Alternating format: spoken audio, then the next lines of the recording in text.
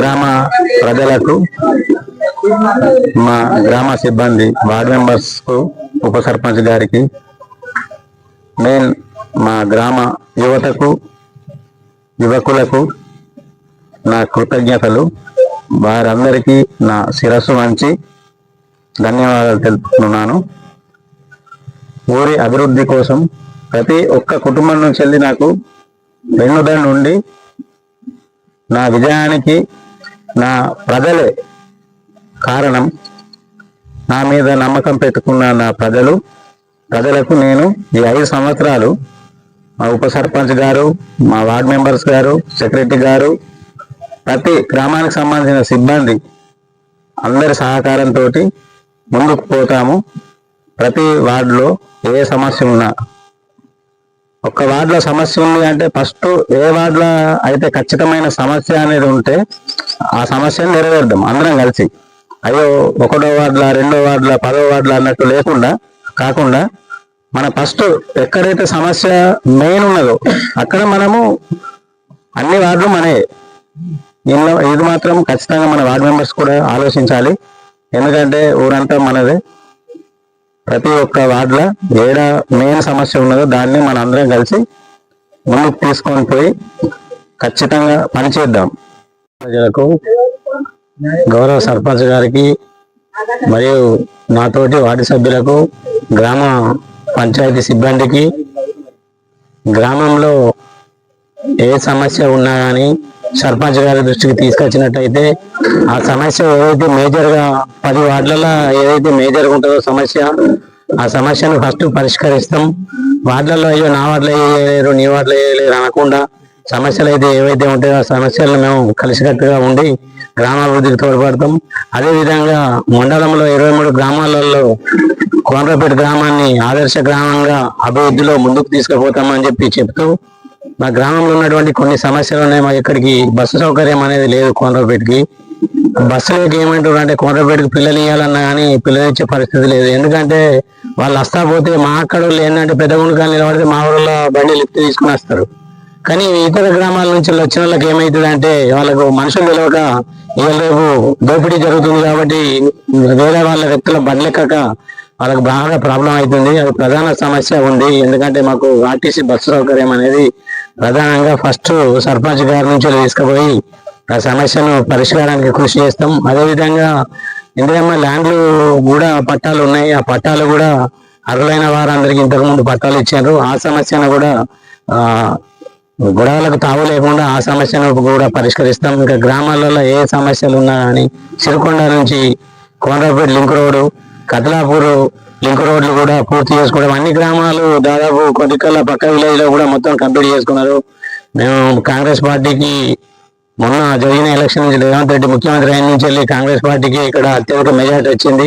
Funds కూడా మేము incharge దగ్గరికి పోయి కానీ ఇంకా స్థానిక ఎవరైనా ఎమ్మెల్యే దగ్గర కానీ ఎంపీ దగ్గరికి కానీ పోయి కూడా పార్టీలకు అతీతంగా కూడా పోయి కూడా గ్రామ డెవలప్మెంట్ కొరకు కృషి చేస్తాం. గవర్నమెంట్ మాదే ఉంది కాబట్టి మేము ప్రతి ఒక్క ఫండ్ తీసుకొచ్చి ప్రజలకు చూపిస్తాం. ఈ అవకాశం ఇచ్చిన అందరికీ పేరు పేరున ధన్యవాదాలు తెలియజేస్తూ ముగిస్తుంది.